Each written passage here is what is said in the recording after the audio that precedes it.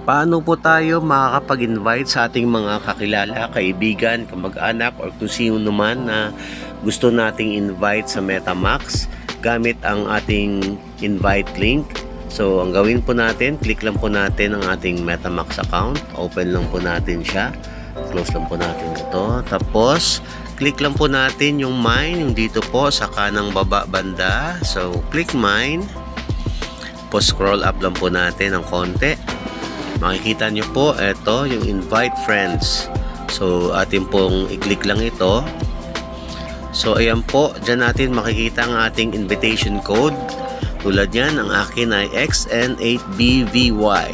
So, para ma-invite po natin ang ating mga kaibigan, kakilala, i-click lang po natin ang copy invite link.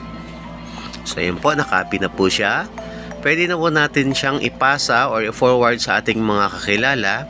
At pag yan po ay kanilang kinlik, may lalabas po dyan na link na kung saan pwede silang mag-sign up para makagawa sila ng account at para makasali sa MetaMask.